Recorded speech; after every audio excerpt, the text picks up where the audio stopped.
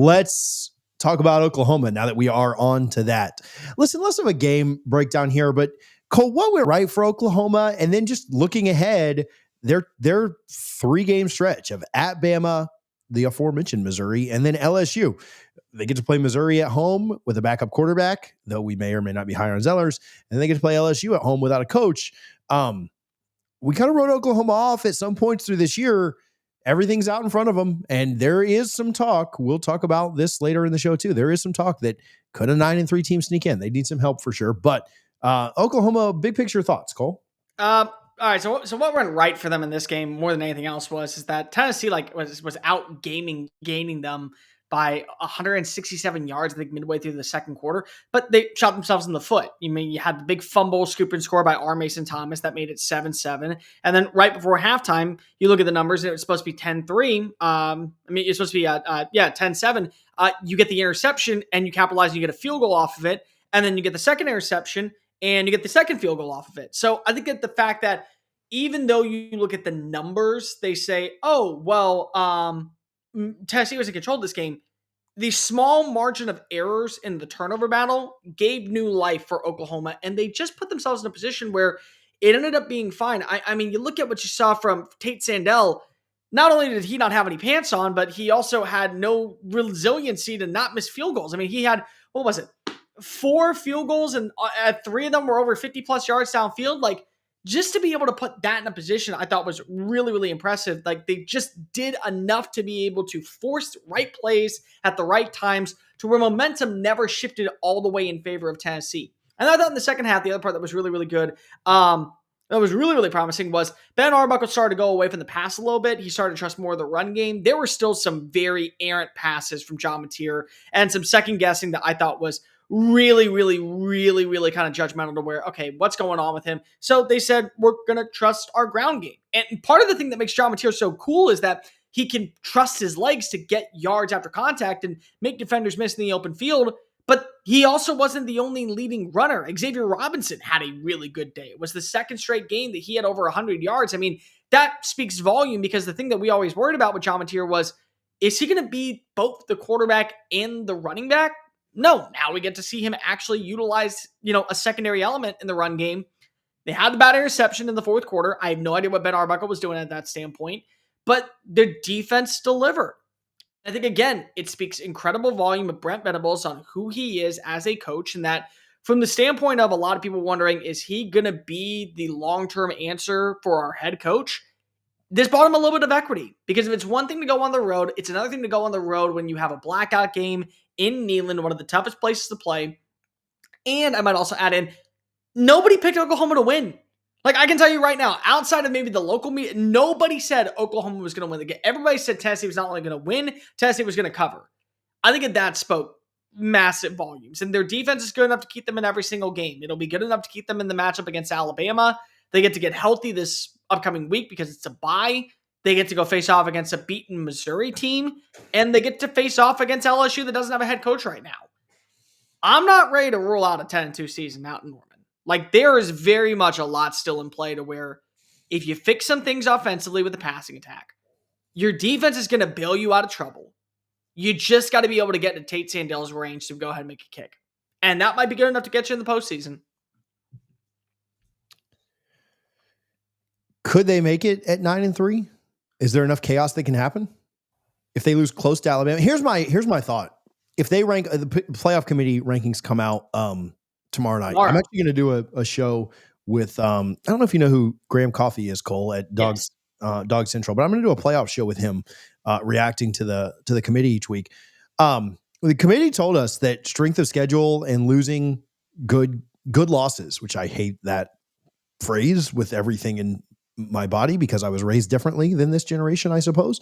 But they told us that strength of schedule and good losses wouldn't matter. If Oklahoma comes out this week and is ranked like 12th or 13th, right, kind of in line with the AP, which I think they're 11th there, and they lose by 3 on the road to Alabama, they should not drop at all. Like that's you're supposed, as the 12th ranked team playing the number 4 team, 3 or 4, whatever, wherever they put them, you're supposed to lose by 3 on the road.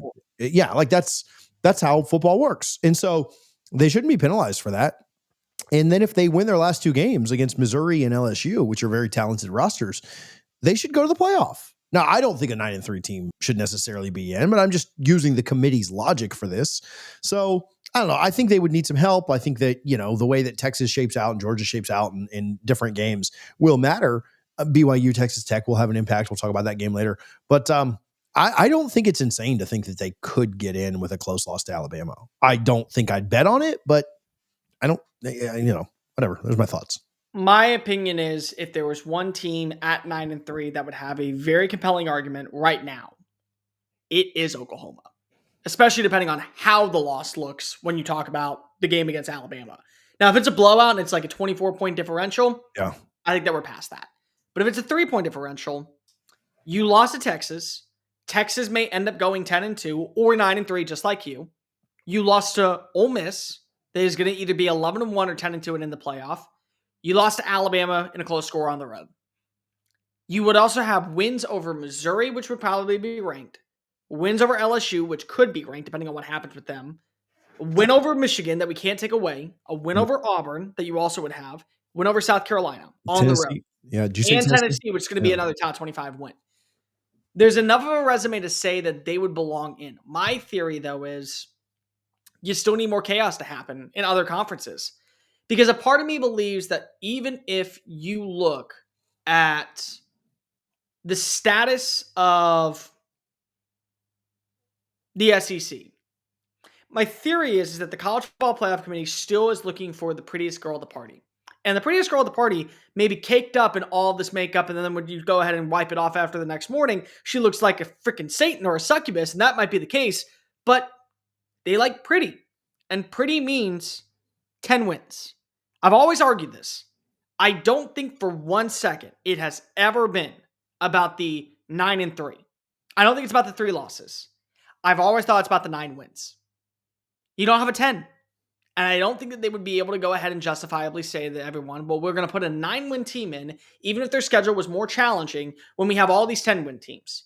In the Big 12, in the ACC, in the Big 10, we're really going to add in a 5th SEC team because they had the 6th hardest strength of schedule and they barely lost to Alabama. Meanwhile, we have conversations of another 4th Big 12, Big 10 team that's right there. You have an 11-1 BYU going into conference championship weekend and they lose to Texas Tech. We're really not going to hear people that go online and bitch about the Big 12 being shut down that they're not going to want to say. An 11-2 Georgia Tech team that lost 1 game. I mean, like, that's it? What are we doing here? Like, I believe that Oklahoma would have the resume to get in at 9-3, but I don't think the committee would let them in. I think what will ultimately happen is I can see Oklahoma finishing the rest of the season 2-1.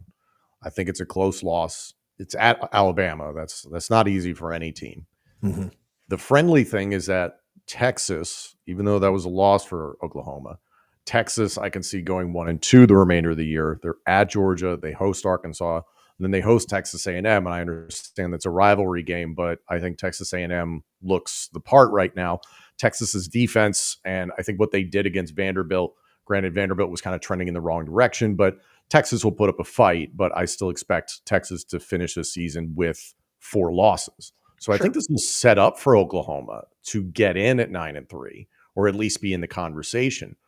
Whether or not they get in is entirely going to be a decision based on the committee of how much they're going to respect the ACC and the Big 12 this season. If they just make a decision, we're doing 2-2, or if they're like, screw you guys, there's a lot more heavy hitters in the SEC and Big 10. You're getting your conference champion in, and that's it. Thanks for coming. It'll be more of a message that they let in the winner and loser of the ACC and Big 12 championship games. And then you see Oklahoma on the outside looking in. I mean, the other thing that we just got to continue to throw out there, Vanderbilt's not dead. Yep. Like, I know that everyone wants to say Vanderbilt looked awful and that they had a comeback and that, the comeback was on garbage time touchdowns against Texas. If Vanderbilt goes 10-2, they would still have a win over Auburn, LSU, Kentucky, Missouri, a win over Virginia Tech, a win over Tennessee to close things out. Mm-hmm. They'd be 10-2. They're an SEC team at 10-2. That outweighs a 9-3 SEC team. In the eyes of the public, it will. So unfortunately, that's where we kind of are. Like, Oklahoma can do everything right and still be 9-3 and play close and all that. If Vanderbilt wins out and they're 10-2, it's a moot point. They would be the 5th team for the SEC to get on in. It just would be the case. It's such and I say we'll find out tomorrow, but the committee changes their logic and their standard every week, so it doesn't really matter. But it is so interesting because, I mean, I saw Pate talk about this last night. How they're going to say that, just because we did this last year, this, that, the other. But like, what if, are they going to penalize that Big 12 team that loses? Yeah. Right? BYU wins this week, and so they both go into the conference championship with 1 loss. Are they penalizing that team that loses by 3 in Texas in the Big 12 championship? Are they penalizing that Georgia Tech team for their loss if they lose in the ACC? It's so now I do think the ACC is probably the most sure thing to only get 1 team. But this goes very well into our next conversation, which we'll talk about in a minute to preview that. If you're watching the clip of this, I'll link it at the end, talking Notre Dame, Miami in a moment. What about Notre Dame? What about 10-2 Miami if they look good this last month? I think they're out, but who knows with the chaos in front of them, what things could look like, right? Vandy may drop a game and be 9-3. And then I think, a 10-2 Miami would be ahead of them based on what happens. So it is interesting to see Oklahoma, again, written off at one point, but maybe back in the middle of things and probably controls their own destiny. Well, no, definitely controls their own destiny. They go 10-2. I think they're in. So really quickly, I do want to talk about that Notre Dame Miami stuff, but Sleeper, use our code. Sleeper has the deal for you back, 100% match up to $100 on the app. Use code CFA to get that. We will play the more or less game on Wednesday live at noon. You compare 2 or more of your favorite picks. There's free plays and different things that you can get that better your odds of winning. You can also just not listen to me and better your odds of winning over on the Sleeper app. Use our code CFA to get 100% match up to $100. Appreciate Sleeper for their support.